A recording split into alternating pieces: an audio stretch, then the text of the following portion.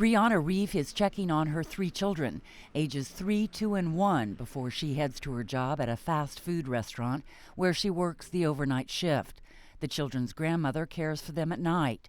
The little ones are too young to be aware of their mother's daily worries. She depends on her community to make sure her children have enough to eat.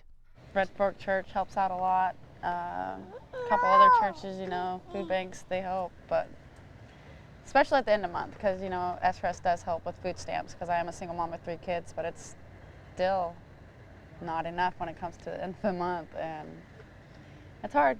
I'll go without food before my kids will. She lives in an Oklahoma neighborhood where many either don't have jobs or are considered working poor.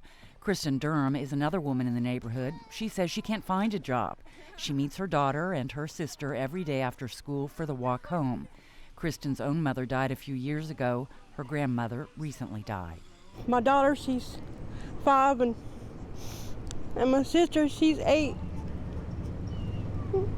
And I love my 2 uncles, and it's hard, but we're doing it. You don't have enough food for them sometimes? Sometimes we don't. Even though we get food stamps, we still don't have enough. Many of the parents who come to greet their children at the end of the school day are in survival mode, and sometimes, too, are their children. Kids come in hungry.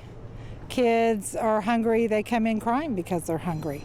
Or they also, they come to the nurse's office because they're hungry. I live right down the road, and we've actually had kids come knock on our door and tell us that they're hungry. And so we feed them, and then we'll fix them a bag of food to take home. But it's like either their food stamps run out at the end of the month or something. Statistics from the Oklahoma Department of Human Services show a record number of people receiving food stamp assistance. In August, 622,911 people received the SNAP card to buy their groceries. That is an increase of nearly 9,000 people from the month before and up more than 16,000 from the same time last year. The warehouse shelves at the Community Food Bank of Eastern Oklahoma reflect the number of food-insecure families. They are noticeably bare in areas which are usually full. We have a situation where we're distributing more food than we're actually bringing in. Last month alone, we distributed approximately about 300,000 pounds more food than we brought in, which means we're going into our inventory every month, and we can't sustain that. On pickup days, you can see the volume of food going out.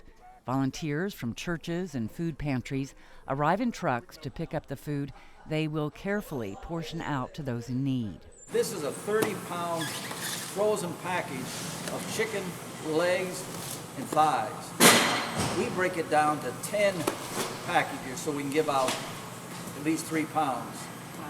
That means we've got to work in our kitchen. It doesn't end here. There's another 3 hours or so. There is no price tag on the countless volunteer man-hours it takes to distribute the food to people in the 24 counties the food bank serves. Catholic Charities picks up its allotment from the food bank weekly and is one of the bigger distributors of food in the region, serving 50,000 people annually. In 1 year, we can help you 4 times with food. It could be any time. On any given day, Catholic Charities workers listen to 50 to 60 hardship cases. So it's really on a scale that's really unseen by Catholic Charities. Just a few years ago, it was nowhere near that. Catholic Charities Director Deacon Kevin Sartoria says they are seeing more working families having issues with hunger. There's a lot of internal, shell game that goes on in a family's budget. If they have a prescription they have to buy for their child because the child is sick, that means they can't buy food. If they need to get gas so they can go to work, they have to get that next paycheck, so they buy the gas, and then they're coming to us saying, can you help backfill? Can you give us food for our meal tonight? Jennifer Youngblood gets food from Catholic Charities. She is a massage therapist, a single mother with 3 children under the age of 7. Some days I make, $30. Some days I make nothing. Some days I make $100. It varies. And so, that's my insecurity. The food distributed at Catholic Charities helps fill in the gaps which occur with an unsteady paycheck. Right now, I am waitressing at $2.50 an hour plus tips, but even with the economy that it is, the tips just aren't, they're just not there. And when you have your rent, your electric, your gas, your car insurance, and even that's going up.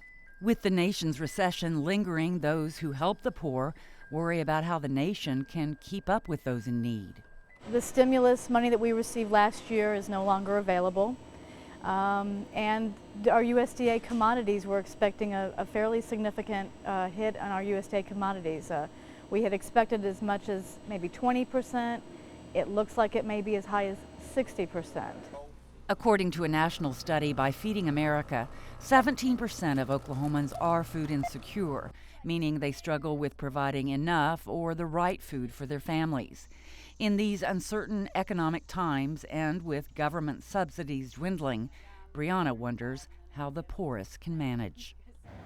We budget is down to the penny, and it's just not enough still. It brings you to tears. Yeah. Why? It's just hard. They're so young and it's hard.